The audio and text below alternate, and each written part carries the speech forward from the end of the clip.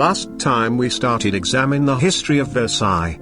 In today's episode we will continue observing the development of the palace after the death of Louis XIV. After he passed away in 1715, his 5-year-old great-grandchild Louis XV took the power.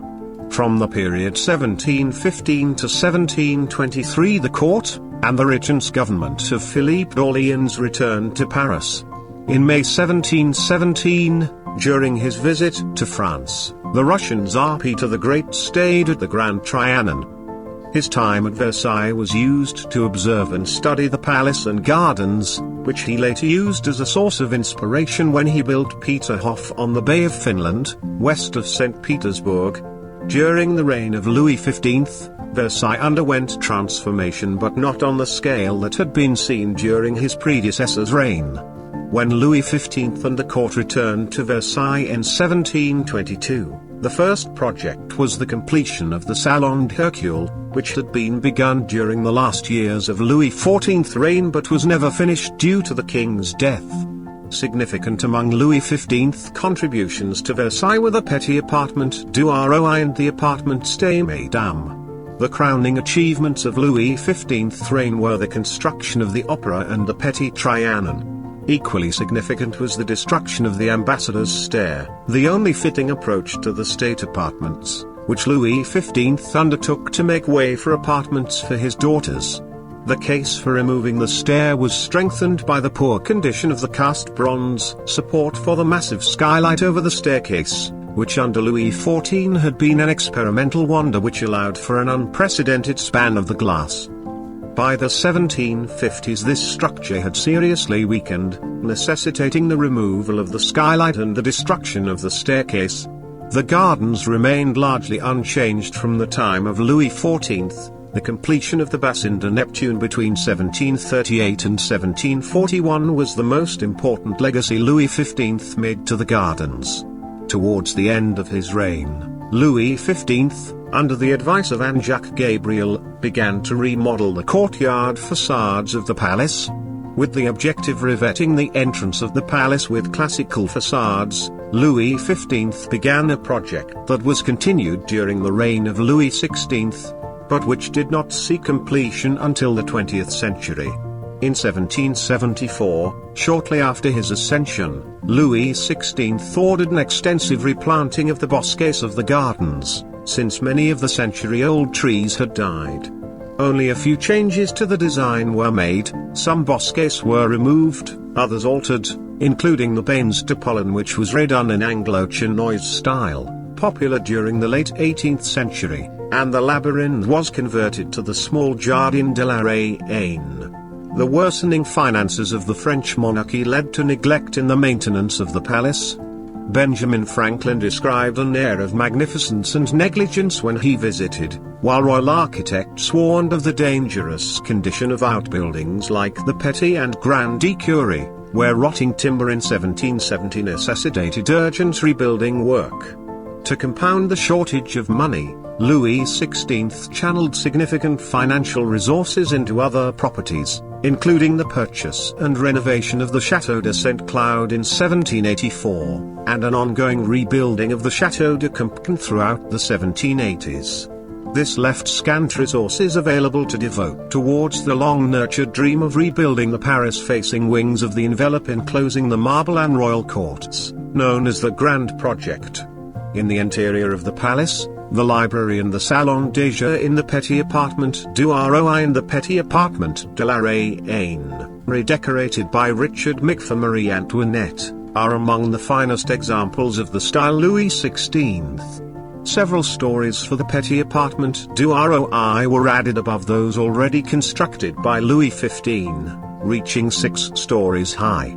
Louis XVI was known to walk on the roof and enjoyed the commanding views, sometimes sitting with a telescope to peer at the courtiers milling around in the forecourts beneath him. These additional floors, which loomed awkwardly above the corps de marbre and the main roof line of the palace, were intended to be temporary pending the long-awaited Grand Project. They were demolished in the 19th century in order to restore the appearance of the facade as it existed under Louis XIV. On the 6th of October 1789, the royal family had to leave Versailles and move to the Tuileries Palace in Paris, as a result of the Women's March on Versailles. During the early years of the French Revolution, preservation of the palace was largely in the hands of the citizens of Versailles. June 1791, to safeguard the palace, the Assemblée Nationale Constituante ordered the Palace of Versailles to be sealed. On 20th of October 1792 a letter was read before the National Convention in which the Interior Minister proposed that the furnishings of the palace and those of the residences in Versailles that had been abandoned be sold and that the palace be either sold or rented. The sale of furniture transpired at auctions held between 23rd of August 1793 and 19th of January 1795.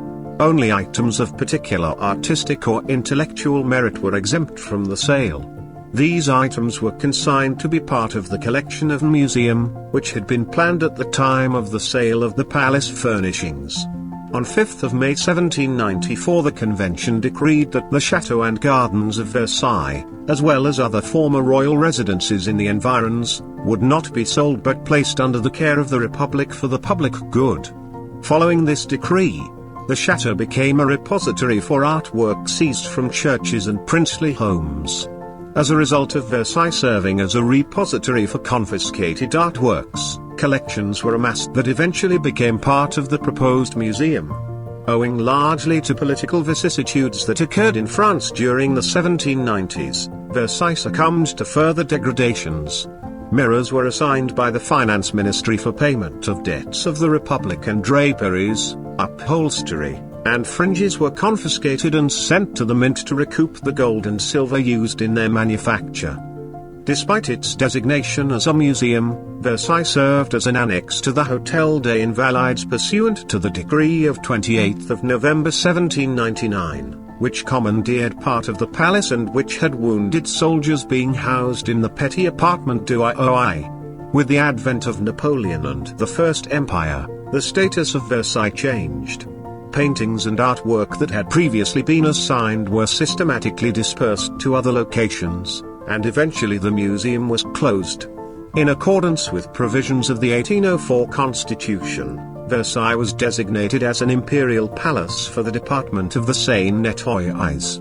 While Napoleon did not reside in the chateau, apartments were arranged and decorated for the use of the Empress Marie-Louise. The emperor chose to reside at the Grand Trianon. The chateau continued to serve as an annex of the Hôtel des Invalides. Nevertheless, on 3rd of January 1805, Pope Pius VII, who came to France to officiate at Napoleon's coronation, visited the palace and blessed the throng of people gathered on the parterre d'eau from the balcony of the Hall of Mirrors. During the Second Empire, the museum remained essentially intact. The palace did serve as the backdrop for a number of state events, including the visit by Queen Victoria. Pierre De Nolhack arrived at the Palace of Versailles in 1887 and was appointed curator of the museum the 18th of November 1892. Upon his arrival, he planned to reintroduce historical galleries, organized scientifically, in contrast to the approach of Louis-Philippe, who had created the first galleries in a manner aimed at glorifying the history of France. At the same time, Nolhack began to restore the palace to its appearance before the Revolution. Nolhack also organized events aimed at raising the awareness of potential donors to the palace. The owner of the New York Herald, Gordon Bennett, gave 25,000 francs for restructuring the 18th century rooms. The development of private donations led to the creation of the Friends of Versailles in June 1907. With that being said, the Palace of Versailles was in the center of so many historical events, that makes it invaluable historical monument. Thank you for watching. Don't forget to subscribe to the Fun Facts History channel and ring the bell to be notified for another historical video every week.